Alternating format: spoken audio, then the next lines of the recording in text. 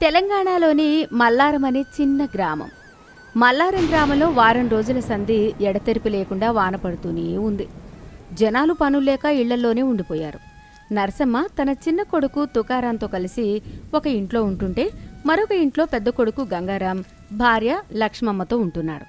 గంగారంకి చేపలంటే ప్రాణం. అందులోనూ వానాకాలంలో చల్లటి గాలికి వేడివేడిగా అట్టి చేపల పులుసు పెట్టుకుని కలుపుకుని తింటే ఆ మజాయే వేరు. ఆ రోజు ఉదయం నడుచుకుంటూ సంతకు వెళ్లి ఒక పేపర్ కవర్లో అట్టి చేపలు పట్టుకుని ఆనందంగా ఇంటికి వచ్చాడు గంగారాం. గంగారాం గొడుగు ముడుచుకుంటూ అరుగు మీదకు వచ్చాడు. లక్ష్మమ్మ చీపురుతో ఇల్లు ఊడుస్తోంది. గంగారాం చేతిలో ఉన్న కవర్ నుంచి భయంకరమైన నీచు వాసన వస్తోంది. ఏందే లక్ష్మి, అటు ఇటు చూడకుండా ఇది పట్టుకో, ఇలా పండగే మనకు మంచి సరుకు దొరికింది సంతలా. లక్ష్మమ్మ ముక్కు ముడుచుకుంటూ, అమ్మో ఏందయ్యా ఆ కంపు, నా ప్రాణం పోతాంది. ముక్కు పగిలిపోయేటట్టు ఆ వాసన ఏంది? ఆ దరిద్రాన్ని నా మీదకు తేకు. యాడ పట్టుకొచ్చిండ్రు దాన్ని? అరే పిచ్చిదానా, కంపు కాదు, అట్టి చేపలు తెచ్చినా మస్తుగున్నాయి. ఈ చల్లటి వానాకాలంలో పాత చింతపండు పులుసు పోసి వండు, గిన్నెడన్నం గుంజేయొచ్చు. నా వల్ల కాదు. పచ్చి చేపల దొరకలేదా మీకు? ఆ ఎండిపోయిన చచ్చిన చేపలు తెచ్చిండ్రు. ఆ వాసన పీలిస్తే నాకు బీపీ వత్తాంది, తలకాయ తిరుగుతాంది. నేను వండను, నాకియ్యకు. అట్లనకే లక్ష్మి, అయినా అట్టి చేపల రుచి నీకేం తెలిసే? మంచిగా నూనెల్లా ఎర్రగా వేయించి వండు, ఆ కంపు అంతా పోతది. నేను వండనంటే వండను. ఆ వాసన నా చేతులకు పడితే 2 దినాలు సబ్బు పెట్టి తోమినా పోదు. ఊరంతా మరి ఇంట్లో కంపు కొడతాంది అని ముక్కు మూసుకుంటారు. గట్ల బెదిరిస్తే ఎట్లనే? నేను తెచ్చినది నువ్వు వండాల్సిందే. ఎల్లిపాయలు పచ్చిమిరపకాయలు కోసి అట్లనే పాత చింతపండు గట్టిగా పిసికి పులుసు కోసి వండు.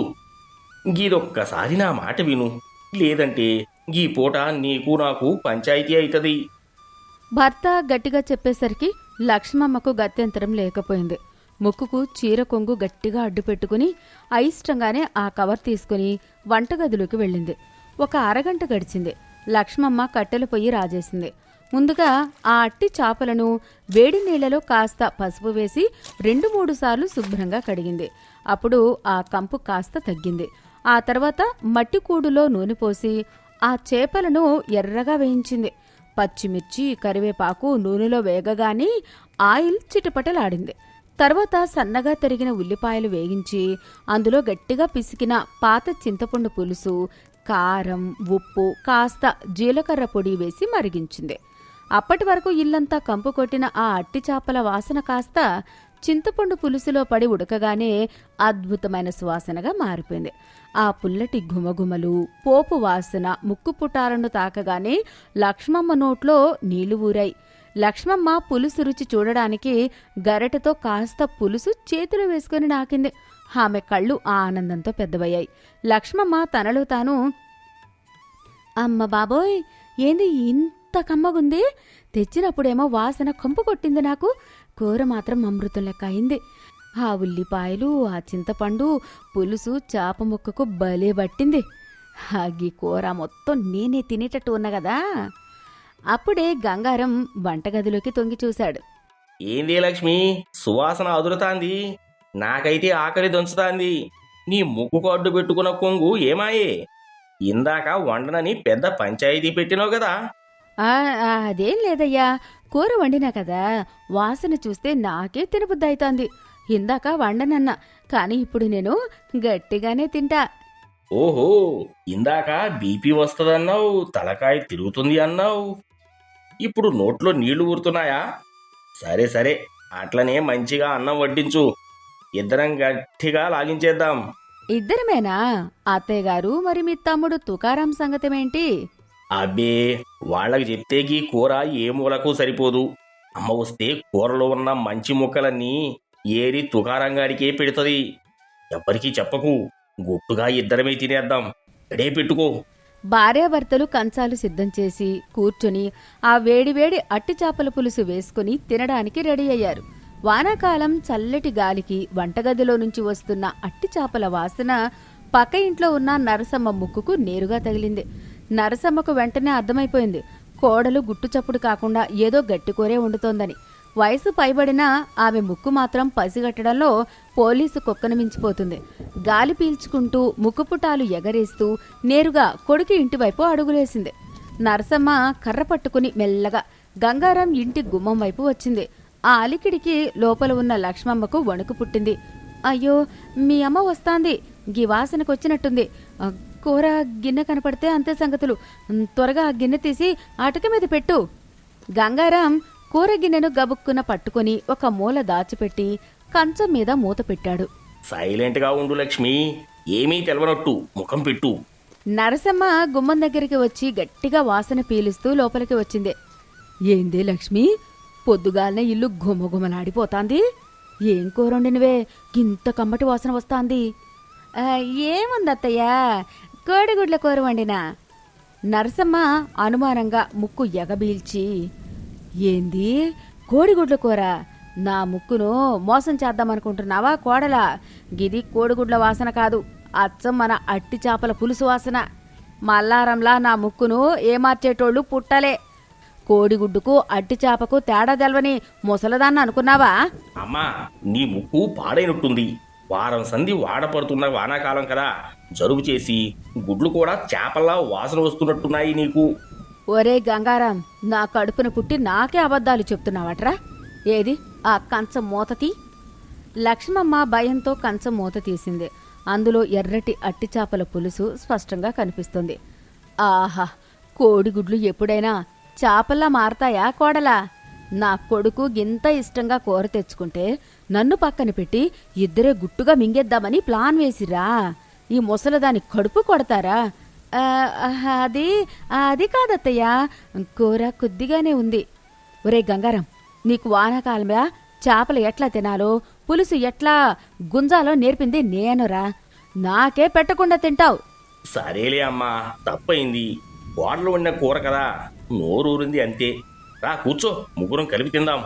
నరసమ్మ కూడా ఒక కంచం తీసుకుని వాళ్ల పక్కనే కూర్చుంది.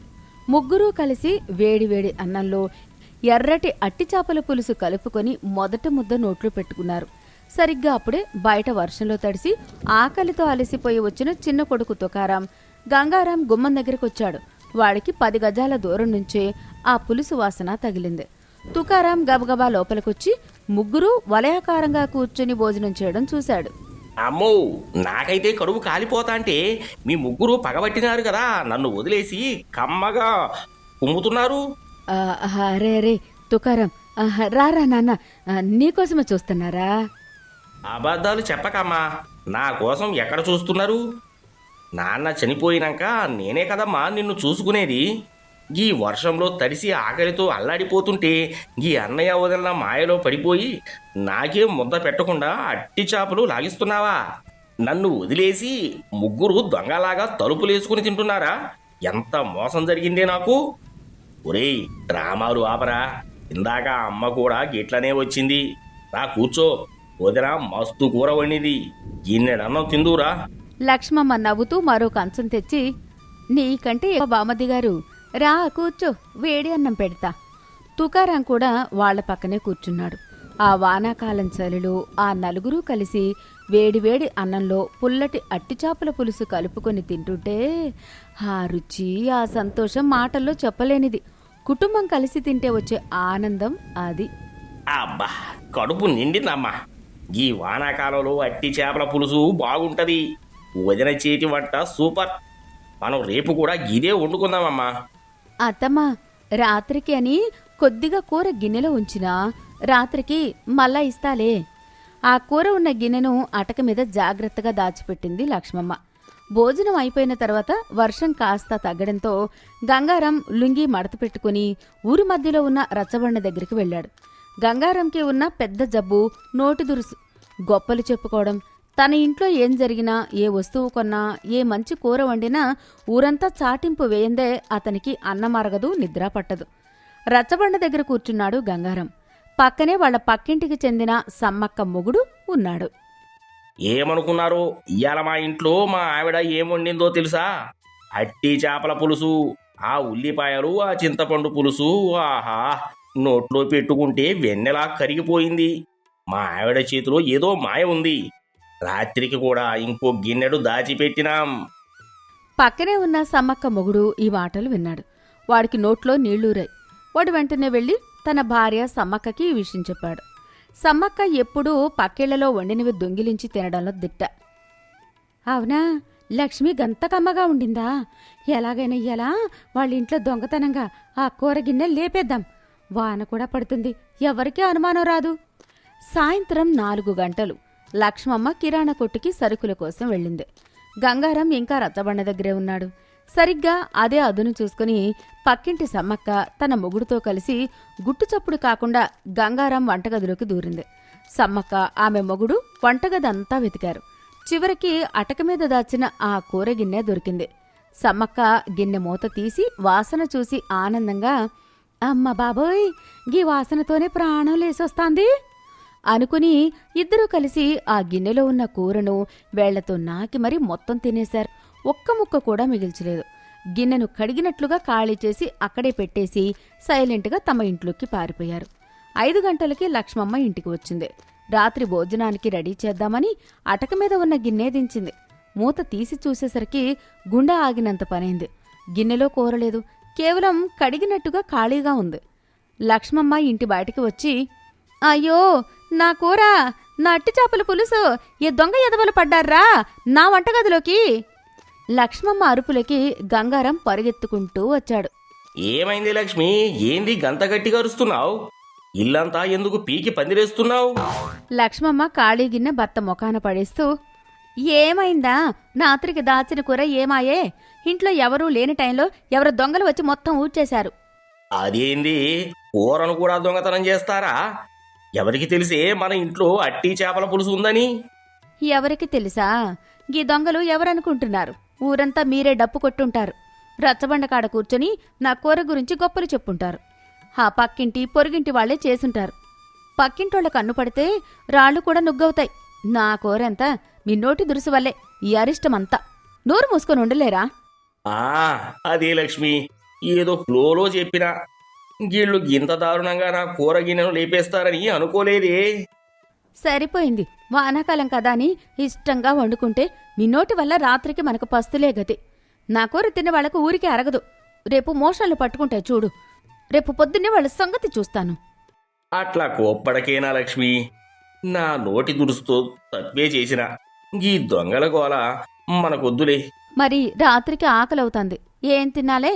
రాత్రికి పచ్చడితోటి పడుకుందాం. నువ్వు బాధపడకు, నీ కూర దొంగతనం పోయింది కదా. దానికి బదులు రేపు పొద్దుగాలనే కోడి కూర తెస్తా. చికెన్ తెచ్చి నీ చేతికి ఇస్తా. నువ్వు మస్తుగా వండు. ఈసారి ఎవ్వనికీ చెప్పను. దేవుని మీద ఒట్టు. కావాలంటే ఇంటి తలుపులు గడియ పెట్టుకుని మరీ తిందాం. చూడండి, రేపు పొద్దున చికెన్ రాకపోతే మిమ్మల్ని కోసి పులుసు పెడతా. గంగారాం మాటలతో ఇంట్లో మళ్లీ నవ్వులు విరిశాయి. రేపు రాబోయే కోడికూర తలుచుకుని తుకారాం, నరసమ్మ కూడా ఆనందపడ్డారు. మన ఊర్లలో ఇలాంటి అలికిడి, దొంగతనాలు, చిన్న చిన్న కోపాలు, ఆ తర్వాత వచ్చే రాజీ, ఇవే జీవితానికి అందమైన రంగులద్దుతాయి. కథలోని నీతి: కుటుంబంలో ఏదైనా వస్తువు ఉంటే నలుగురు పంచుకుని తినడంలోనే అసలైన ఆనందం దాగి ఉంటుంది. కానీ దాన్ని ఊరంతా గొప్పలకు పోయి చెప్పుకుంటే అది మనకే నష్టం తెచ్చిపెడుతుంది. కుటుంబ రహస్యాలు ఎప్పుడూ బయటకు రాకూడదు. అందుకే దాన్ని ఇంటి గుట్టు. గోదావరి జిల్లాలోని కొత్తపేట అనే చిన్న పల్లెటూరు. ఆ ఊర్లో కరెంటు లేదు. రాత్రయిందంటే ఆముదం దీపాలే వెలుగు. ఎద్దుల బండ్లు, కట్టెల పొయ్యిలు, మట్టి ఇళ్ళు, పచ్చని పొలాలే ఆ ఊరి సంపద. ఆ ఊరి చివరన ఒక చిన్న పూరి గుడిసెలో సుబ్బయ్య, అతని భార్య నరసమ్మ, వాళ్ళిద్దరూ చిన్నపిల్లలు మహేష్, శ్రీలక్ష్మి జీవిస్తున్నారు. సుబ్బయ్యకి సొంత పొలం లేదు. ఊరిలో ఉన్న పెద్ద భూస్వాముల పొలాల్లో కూలీ పని చేస్తూ కుటుంబాన్ని పోషించేవాడు. రోజూ కష్టపడితేనే పొయ్యిలో పొగలేచేది, లేదంటే ఆకలితో పడుకోవాల్సిందే. నరసమ్మ ఎంతో ఓపిక గల ఇల్లాలు. కష్టాన్ని నవ్వుతో భరించే తత్వం. ఒకరోజు సాయంత్రం ఆకాశం నల్లటి మబ్బులతో కమ్ముకుంది. గాలి ఈదురుగా వీస్తోంది. జోరున వర్షం కురుస్తోంది. గుడిసె లోపల నరసమ్మ కట్టెల పొయ్యి ముందు కూర్చుని మంట ఆరిపోకుండా ఊదుతూ ఒక చిన్న మట్టి కుండలో గంజి కాస్తోంది. కొడుకు మహేష్ ఆకలితో పొయ్యి దగ్గరికి వచ్చాడు. అమ్మా, కడుపులో ఎలుకలు పరిగెడుతున్నాయి. ఇవాళ గంజిలో నంజుకోవడానికి కనీసం ఉల్లిపాయ అయినా ఉందా? శ్రీలక్ష్మి పక్కన కూర్చొని ఏడుపు మొహం పెట్టింది. అమ్మా, నిన్న కూడా గంజి తాగాం కదా, మళ్ళీ గంజేనా? నాకు వద్దు. ఏం చేద్దాం తల్లి, ఈ వానలకి మీ నాన్నకి వారం నుంచి పని దొరకట్లేదు. రేపు వాన తగ్గితే పొలం వెళ్ళి ఏదైనా బియ్యం తెస్తాడులే, కాస్త ఓపిక పట్టు తల్లి. సరిగ్గా అప్పుడే బయట జోరు వానలో నుంచి ఒక గొంతు వినిపించింది. ఓయ్ సుబ్బయ్య, ఇంట్లో ఉన్నావా అని ఒక గట్టి శబ్దం. సుబ్బయ్య బయటకు వచ్చి చూశాడు. వర్షంలో తడిసిపోయి భుజాన ఒక పెద్ద మూట వేసుకుని పెద్ద మీసాలతో ఒక మధ్య వయస్కుడు, ఆయన వెనకాల వణుకుతూ ఒక ముసలావిడ, ఒక చిన్న కుర్రాడు కూడా ఉన్నారు. అరే, ఇది మన వెంకన్న మామ కదా? అవునురా సుబ్బయ్య, చీకట్లో కూడా బాగానే గుర్తుపట్టావే. దారిలో వాన పట్టుకుంది, అందుకే నీ గుడిసెకు పరుగెత్తుకొచ్చాం. సుబ్బయ్య ఆనందంగా పరుగున వెళ్లి మూట అందుకున్నాడు. అయ్యో మామయ్య, ఈ వానలో ఇలా తడుస్తూ వచ్చారేంటి? అత్తయ్య, లోపలికి రండి, త్వరగా రండి. నరసమ్మ వాళ్ళని చూసి మర్యాదగా లోపలికి ఆహ్వానించింది. కాని ఆమె గుండెల్లో మాత్రం గుబులు మొదలైంది. ఇంట్లో ఉన్నది పల్చటి గంజి మాత్రమే. పండుగ రోజుల్లో చుట్టాలు వస్తే మర్యాదలు చేయొచ్చు, కాని ఇలా కరువు రోజుల్లో ఇంతమందికి ఏం పెట్టాలో ఆమెకు అర్థం కాలేదు. వెంకన్న ఆ చిన్న గుడిసె చుట్టూ చూశాడు. అబ్బబ్బా, మీ ఇంట్లో చలికి వణికిపోతున్నారా సుబ్బయ్య? బయట కంటే ఎక్కడే గాలి ఎక్కువగా ఉన్నట్టుందే. మా ఇంట్లో గాలికి కొదవే లేదు మామయ్య. మా గోడల కంటే రంధ్రాలే ఎక్కువ కదా, అందుకే గాలి స్వేచ్ఛగా వచ్చిపోతుంటుంది. అది విని వెంకన్న గట్టిగా నవ్వేశాడు. సుబ్బయ్య దరిద్రాన్ని కూడా ఎంత తేలికగా తీసుకున్నాడో చూసి మురిసిపోయాడు. అప్పుడే పైకప్పు నుంచి ఒకచోట టప్పు టప్పుమని నీళ్లు కారడం మొదలైంది. శ్రీలక్ష్మి వెంటనే పరుగున వెళ్లి ఒక పగిలిన మట్టిగిన్నె తీసుకొచ్చి ఆ నీళ్లు పడే చోట పెట్టింది. వెంకన్నతో వచ్చిన చిన్న కుర్రాడు రాము దాన్ని ఆశ్చర్యంగా చూశాడు. తాతయ్య, వీళ్ళింట్లో వాన బయటే కాదు, ఇంట్లో కూడా పడుతుందేంటి? అదే మా గుడిసె స్పెషాలిటీ. ఆ బయట వాన ఆగిపోతే మా ఇంట్లో కూడా కరెక్ట్గా ఆగిపోతుంది. అది విని పెద్దవాళ్ళందరూ పగలబడి నవ్వారు.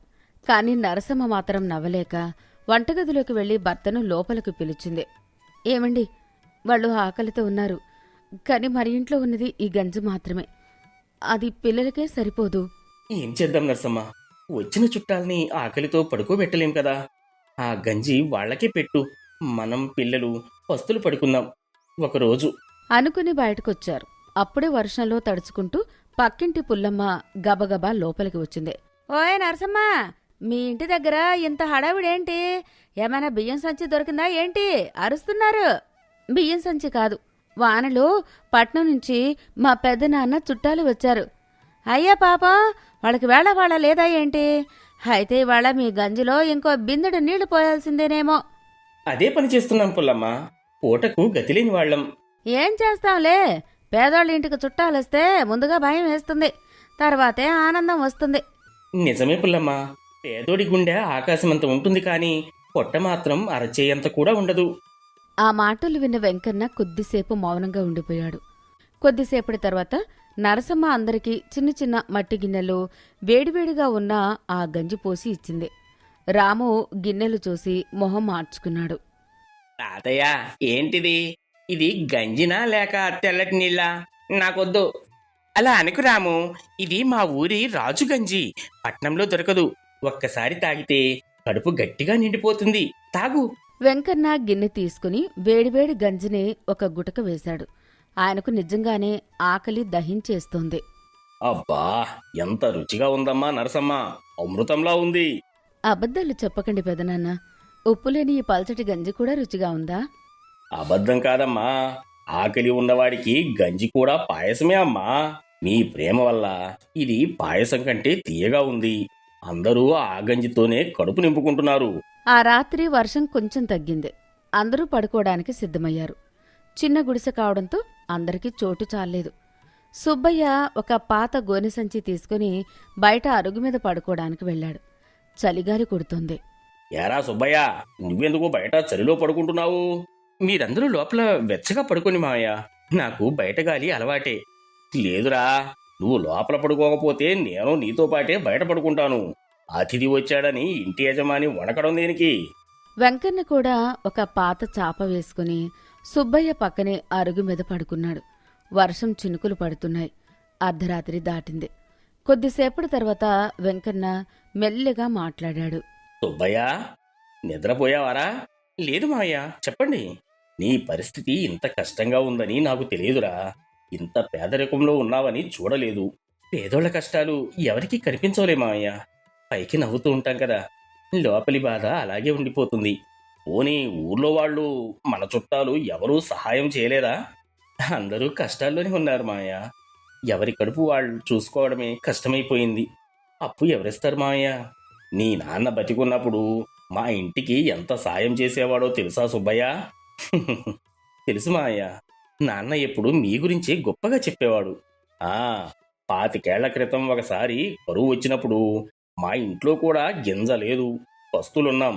అప్పుడే మీ నాన్న తన గోదాంలో ఉన్న బియ్యం బస్తాలు తీసి మాకు ఉచితంగా ఇచ్చాడు. ఆ ఉపకారం నేను ఎప్పటికీ మర్చిపోలేదురా. సుబ్బయ్య కళ్లల్లో నీళ్లు తిరిగాయి. మామయ్య అదంతా పాత రోజులు అని నిద్రపోయాడు. మరుసటి రోజు ఉదయం నరసమ్మ తెల్లవారుజామునే లేచి అంబలి కాసింది. రాము పెరట్లో కోళ్ల వెంట పరుగులు తీస్తూ ఆడుకుంటున్నాడు. అప్పుడే ఒక కోడి వాడిని తరుముకుంటూ వచ్చింది.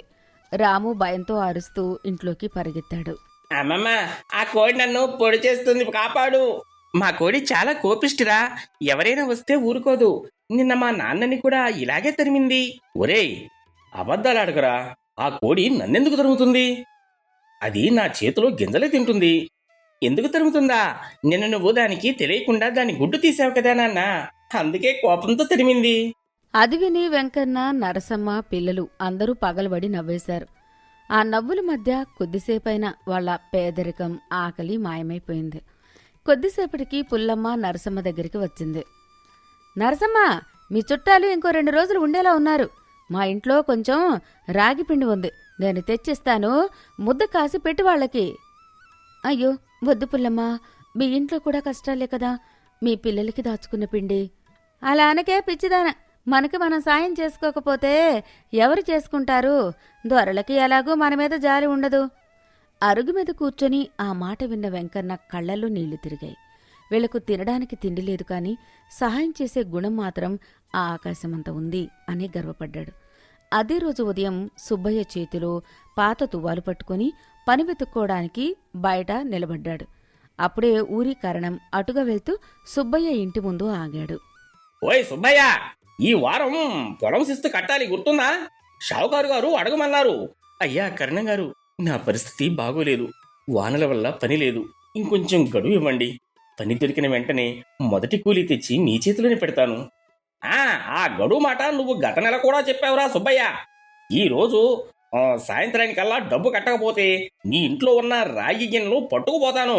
ఎంత ఇవ్వాలయ్యా మా సుబ్బయ్య? 10 రూపాయలు బాబు. మీరెవరు? వెంకన్న వెంటనే తన జేబులో నుంచి 10 రూపాయలు తీసి కరణం చేతిలో పెట్టాడు. ఇదిగో శిస్తు, ఇక మీ షావుకారు గారిని మా ఇంటి వైపు రావద్దని చెప్పు. కరణం డబ్బులు తీసుకుని వెళ్ళిపోయాడు. సుబ్బయ్య కళ్ళలో నీళ్లు తిరిగాయి. అయ్యో మావయ్య, ఎందుకిలా చేశారు? మీ దగ్గర డబ్బులు తీసుకోకూడదు మావయ్య. మా పరువు పోయినట్టే. నీ పరువు ఎందుకు పోతుందిరా? అల్లుడైనా మేనల్లుడైనా కష్టంలో ఉంటే చూస్తూ ఊరుకోవాలా? అయినా మీ నాన్న అప్పట్లో సహాయం చేయకపోయి ఉంటే మేమయ్యేవాళ్ళ ఇలా ఉండేవాళ్ళం కాదు. మేమే మీకు రుణపడి ఉన్నాము. నా పరిస్థితి ఇంత దిగజారిపోయిందని ఊహించలేదు మావయ్య. నాకు చాలా సిగ్గుగా ఉంది. ఒరే సుబ్బయ్య, పేదరికం మనిషిని చిన్నవాడిని చేయదురా. చేతులు చాచి అడిగినా మనసు చిన్నగా మారితేనే మనిషి ఓడిపోయినట్టు. నీ మనసు ఇంకా రాజులాంటిదే, బాధపడకు. ఆ మాటలు సుబ్బయ్య మనసుకు కొండంత బలాన్నిచ్చాయి. సరే మావయ్య, ఊర్లో పని చూసుకుని వస్తాను అని చెప్పి వెళ్ళిపోయాడు. మధ్యాహ్నమయ్యేసరికి సుబ్బయ్య పనికోసం వెళ్లి తిరిగి ఇంటికి వచ్చాడు. మొహం మొత్తం దిగాలుగా ఉంది. ఏమైందండి, పని దొరికిందా? లేదే, ఎక్కడా పని దొరకలేదు. అంతా నా దురదృష్టమే. అయ్యో దేవుడా, మరి మనం ఎలా బతుకుతాం? ఈ 2 రోజులు గంజి కూడా దొరకదే. అమ్మా, ఇవాళ కూడా గంజేనా? నా వల్ల కాదు. ఆ మాటలు విన్న వెంకన్న మెల్లగా తన భార్యతో చెప్పి తాను తెచ్చిన పెద్ద మూటను తెరిచాడు. అందరూ ఆశ్చర్యంగా చూస్తున్నారు. అందులో 10 కిలోల సన్న బియ్యం, కందిపప్పు, బెల్లం, ఆవకాయ జాడి, పిల్లల కోసం పట్నం నుంచి తెచ్చిన జంతికలు, స్వీట్లు ఉన్నాయి. అయ్యో, ఇవన్నీ ఏంటి పెదనాన్న, ఇంత పెద్ద మూట తెచ్చారా? చూసావా నరసమ్మ, పట్నం నుంచి చుట్టాలింటికి వస్తూ ఎవరైనా ఒట్టి చేతులతో వస్తారా అమ్మా? ఇవన్నీ మీకోసమే తెచ్చాను. మీరు మాకు గంజి పోశారు. ఇప్పుడు ఈ సరుకులతో నా కూతురు అద్భుతమైన వంట చేసి నాకు పెట్టాలి. మహేష్ ఆనందంగా జంతికలు పట్టుకుని ఎగిరిపోయాడు. శ్రీలక్ష్మి బెల్లం ముక్క చూసి కళ్ళు మెరిపించింది. ఆ పూరి గుడిసెలో ఆనందం వెలువరిసింది. ఆ రాత్రి నరసమ్మ ఎన్నాళ్లకు మంచి సన్నబియ్యం అన్నం వండింది. కట్టెల పొయ్యి మీద మట్టి కుండలో నెయ్యి వేసి పప్పుచారు మరుగుతోంది. ఆ వాసనతో గుడిసె మొత్తం నిండిపోయింది. ఆ వాసన వీధిలోకి కూడా వెళ్ళింది. అందరూ ఒకే చోట కూర్చుని అరటి ఆకులో భోజనం చేశారు. నరసమ్మ, నీ చేతి వంట భలే ఉంది. పట్నంలో కూడా ఇలాంటి రుచి దొరకదు. పేదోళ్ల వంటలు పెదనాన్న, అందులో ఏముంటుంది? ప్రేమతో పెడితే పేదోళ్ల వంటలే మహాభోజనం అవుతాయి తల్లి. భోజనమయ్యాక వెంకన్న తన చొక్కాలో నుంచి ఒక చిన్న సంచి తీసి సుబ్బయ్య చేతిలో పెట్టాడు. ఇదేంటి మావయ్య? తెరచి చూడు. సుబ్బయ్య తెరిచి చూసి షాక్ అయ్యాడు. అందులో 1000 రూపాయలున్నాయి. అయ్యో, ఇవన్నీ నాకు వద్దు మావయ్య, నేను తీసుకోను. సుబ్బయ్య, ఇది నా దానం కాదురా. మరి నాడు కరువులో నేను మీ నాన్న నాకు చేసిన ఉపకారానికి ఈ రోజు నేను తిరిగి చెల్లిస్తున్న రుణంరా. మీ నాన్న ఇచ్చిన బియ్యం వల్లే మేము ఈ రోజు ఈ స్థాయిలో ఉన్నాము. సుబ్బయ్య కళ్ళలో నీళ్లు నిండిపోయాయి. విను సుబ్బయ్య, పేదరికం రావడం తప్పు కాదు, కానీ మంచితనం పోవడం మాత్రం తప్పు. నీ దగ్గర తినడానికి లేకపోయినా వచ్చిన చుట్టాలని విసుక్కోకుండా గౌరవంగా చూసుకుంటున్నావు. అదే నిజమైన సంపద. ఈ డబ్బుతో 2 ఆవులు కొనుక్కో, వ్యవసాయం మొదలుపెట్టు, మెల్లగా పెంచుకోండి. మీ పిల్లలు ఇక ఆకలితో పడుకోకూడదు అని ఆనందపడతారు. మరుసటి రోజు ఉదయం ఆకాశంలో మబ్బులు తొలగిపోయాయి. సూర్యుడు మెల్లిగా వెలుగులు విరజిమ్ముతున్నాడు. వెంకన్న కుటుంబం బయలుదేరడానికి సిద్ధమైంది. నరసమ్మ వాళ్ళకి అంబలి, బెల్లం పొట్లం దారిలోకి కట్టించింది. వెంకన్న భార్య సుబ్బమ్మ, మీరీ కష్టాల్లో ఉన్నా దారిలోకి మాకింకా భోజనం పెడుతున్నావా అమ్మా? మా పెద్దనాన్నని పెద్దమ్మని ఖాళీ చేతులతో పంపకూడదంటారు కదా. వెంకన్న ఆనందంగా నవ్వాడు. ఇదే మన తెలుగు నేల గొప్పతనమమ్మా అన్నాడు. వెళ్లే ముందు వెంకన్న సుబ్బయ్యతో, ఏ కష్టం వచ్చినా భయపడుకురా, మంచితనం ఉన్నవాడికి దేవుడు ఎప్పుడో ఒకప్పుడు దారి చూపిస్తాడు అని ఆశీర్వదించి బండి ఎక్కాడు. సుబ్బయ్య, నరసమ్మ వాళ్ల బండి వెళ్తుంటే కన్నీళ్లు పెట్టుకున్నారు. ఆ చిన్న పేద గుడిసెలో కూడా ఎన్నాళ్లకో ఆశ అనే కొత్త వెలుగు పుట్టింది. నీతి, పేదరికం ఇంట్లో ఉండొచ్చు, కానీ మనసులో ఉండకూడదు. ఎవరికైనా చేసే సాయం రేపు మన కష్టకాలంలో రెట్టింపయి తిరిగి వస్తుంది.